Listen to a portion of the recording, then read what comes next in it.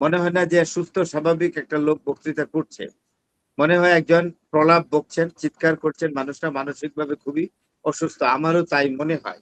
এখন একটা জিনিস হলো এই, যারা একসময় যুদ্ধের পক্ষে ছিল তারাও কিন্তু এই ঘটনার পরে বিমান ভূপাতিত করার পর, অর্থাৎ F-15 ক্লাস বিমানটা যখন ফেলে দিল ইরান, তখন কিন্তু তারাও নড়ে চড়ে বসছে এবং তারাও ভাবছে যে না, আর যুদ্ধ কন্টিনিউ করা ঠিক হবে না। যুদ্ধ যদি আমরা বিমান দিয়ে কন্টিনিউ করি, পারছি না, কারণ বিমান ফেলে দেয়। আমরা যদি আমাদের টমাহক মিসাইল এবং প্যাট্রিয়টিক ব্যালিস্টিক মিসাইল দিয়ে ট্রাই করি, সেটাও পারছি না, ফেলে দিচ্ছে আমাদের। তো সুতরাং একটা জিনিস, এখন যারা যুদ্ধের পক্ষে ছিল অল্প সংখ্যক লোক, তারাও কিন্তু এখন যুদ্ধ আর করতে চাচ্ছে না। তারাও বলছে যে না, এখন বিষয়টা নিয়ে আমাদের ভাবতে হবে এবং যুদ্ধ বোধহয় না করাই ভালো। এবং এই এই এই- হুম, এই জিনিসটাই এসছে। হেক্সেট আর ডোনাল্ড ট্রাম্প যে এতদিন দাবি করেছে যে তাদের দখলেই সবকিছু এবং তাদের সমস্ত সক্ষমতা আছে, ইরানের সবকিছু ধ্বংস করে দিয়েছে। তো এখন তারা আসলে মানুষকে কি বলবে? মিডিয়ার সামনে তো তারা এগুলো বলেছিল, মানুষকে মিথ্যা স্বপ্ন দেখিয়েছে।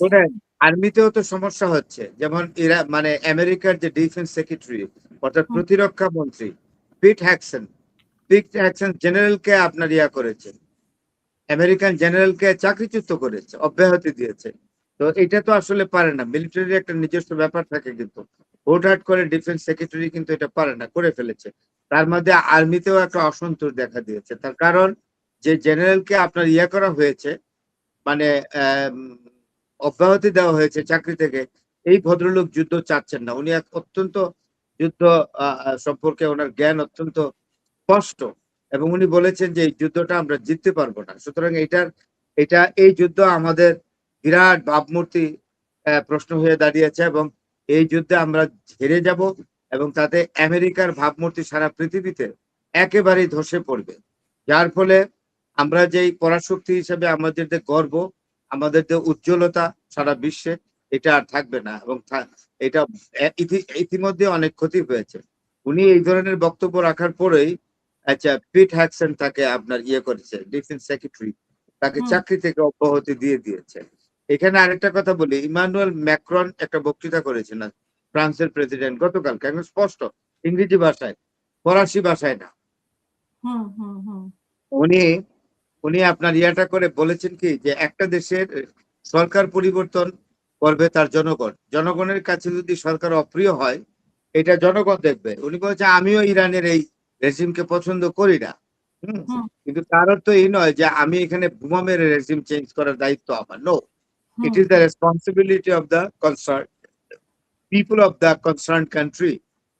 ইরানের লোক সিদ্ধান্ত নিবে ইরানের এই সরকার থাকবে কি থাকবে না।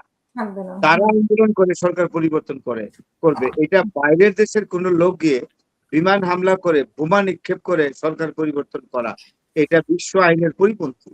এটা ইমানুয়েল ম্যাক্রন স্পষ্ট বলেছেন। এবং এইটা বলার পরে ইমানুয়েল ম্যাক্রনের উদ্দেশ্যে ডোনাল্ড ট্রাম্প তার পারিবারিক জীবন নিয়ে কথা বলেছে, এবং বলেছে যে এই লোকটা তার স্ত্রীর দ্বারা প্রতিদিন লাঞ্ছিত হয়। ইমানুয়েল ম্যাক্রনের ওয়াইফ তাকে লাঞ্ছনা দেয় প্রতিদিন। সে কি কথা বলবে? অর্থাৎ ডোনাল্ড ট্রাম্পের মতের বাইরে কেউ কথা বললে, এই ভদ্রলোক এতটাই মানে তার মধ্যে কি মানে আমি কি বলবো, যে তা রুচির এতটাই খামতি তার মধ্যে, যে কোনো লোকের পারিবারিক জীবন, ব্যক্তিগত জীবন নিয়েও মিডিয়াতে কথা বলতে ছাড়ে না। কোন আমেরিকান প্রেসিডেন্ট ইতিপূর্বে এই ধরনের এত নিচে নেমে কোন ব্যক্তি বা রাষ্ট্র বা মানুষের বিরুদ্ধে এরকম কমেন্ট করেছে কিনা আমার জানা নেই। একজন প্রশ্ন করেছে যে যুক্তরাষ্ট্র নিজেকে এত ক্ষমতাশালী দাবি করা সত্ত্বেও এখন প্রতি পদে পদে হেরে যাচ্ছে। তো সেটা এখন ইরানের সাথে পেরে উঠতে পারছে না, তার কারণ কি জানতে পারি? না, ইরানের সাথে পেরে উঠতে পারছে না, আমি আগেই বলেছি। সেখানে আমেরিকা এবং ইসরায়েলের ইন্টেলিজেন্স ফেল করেছে, গোয়েন্দা। সেটা হলো, ইসরায়েল এবং আমেরিকার ইন্টেলিজেন্স জানে না যে ইতিমধ্যে ইরান অত্যন্ত শক্তি অর্জন করেছে, বিশেষ করে মিসাইল ভার্সানে। এবং এইখানে আরেকটা জিনিস আপনাকে বলি, ওরা ইরানকে ইসরায়েল এবং আমেরিকা আন্ডার এস্টিমেট করেছে মারাত্মকভাবে। এবং আরেকটি গোয়েন্দা রিপোর্টও তারা পেতে ব্যর্থ হয়েছে, ইসরায়েল এবং আমেরিকা। সেটি হলো, চায়না গত 30 বছর যাবৎ আমেরিকাকে ইসরায়েলকে অনেকগুলো সহযোগিতা দিয়েছে। একটা হলো আপনার ইন্টেলিজেন্স কিভাবে গেদার করতে হয়, অর্থাৎ হ্যাঁ, এরপরে রাডার, স্যাটেলাইট এই সম্পর্কে, এবং মিসাইল প্রযুক্তিতে দারুণ সহযোগিতা করেছে। এখন প্রশ্নটা এইখানে দাঁড়াইলো যে এই যে আপনার চায়না যে এত সহযোগিতা 30 বছর যাবত করছে, এটা কিন্তু আমেরিকা এবং ইসরায়েল অনেকটাই বুঝতে পারেনি। অনুমান হয়তো করছে, কিন্তু স্পেসিফিক্যালি বুঝতে পারে নাই এবং এই রিপোর্টও পায় নাই, স্পেসিফিক কোনো রিপোর্ট পায় নাই। আরেকটা হলো এই সমরাস্ত্রের ব্যাপারে, অর্থাৎ যুদ্ধাস্ত্রের ব্যাপারে আর আমেরিকায় কি কি আছে। আমেরিকা এই যুদ্ধটা আসলে, যুদ্ধ যে একদিন ইরানের আমেরিকা এবং ইসরায়েলের সাথে করতে হবে, এটা ইরান প্রিপেয়ার ছিল। তাই ইরান সমস্ত ইন্টেলিজেন্স গ্যাদার করেছে যে এই যুদ্ধে আমেরিকা কি কি ধরনের বিমান ব্যবহার করবে, কি কি ধরনের মিসাইল ব্যবহার করবে, কি কি ধরনের আর্মস ব্যবহার করবে, কি কি ধরনের ট্রুপস ব্যবহার করবে, এগুলা সব আপনার ইরানের নখদর্পণে ছিল। ইরান জেনে গেছে, কারণ গোয়েন্দাগিরিতে এইখানে গোয়েন্দা তথ্য সরবরাহে চায়না এই ক্ষেত্রে ইরানকে পূর্ণ সহযোগিতা দিয়েছে। চায়না একদম মিরর গ্লাসের মতো পরিষ্কার করে এই রিপোর্ট গুলো দিয়েছে যে ইরানকে, যে তোমাদের বিরুদ্ধে যখন যুদ্ধ শুরু হবে এই জিনিসগুলো ব্যবহার করবে, সমরাস্ত্র এটা, বিমান এইটা, তারপরে এই আর্মি এইটা, সমস্ত কিছু এইগুলো ব্যবহার করবে। কিন্তু অন্যদিকে আমেরিকা, ইরান কি আমেরিকার বিরুদ্ধে কি ধরনের মিসাইল, কি ধরনের সমরাস্ত্র ব্যবহার করবে আমেরিকা এটা বুঝতে পারে নাই, আমেরিকার কাছে এই ইন্টেলিজেন্স যায় নাই। সুতরাং আমেরিকা তো যুদ্ধে জিততে পারবেই না। আর আরেকটা তো বলছি, ভৌগোলিক স্ট্র্যাটেজিক কজ, যেটা আমি প্রায়ই বলি, ইরান ভূখণ্ডগতভাবে এতটাই দুর্ভেদ্য, এটা পৃথিবীর বাইরের কোনো দেশ গিয়ে ওইখানে কোনো দেশের সৈন্য গিয়ে এখানে মাটিতে অবস্থান নিতে পারবে না, ইরানের মাটিতে এটা সম্ভব না। আফগানিস্তানের চেয়ে আরো দুর্গম Iran. So it is very difficult for any country across the border to take exactly foothold on the land of Iran.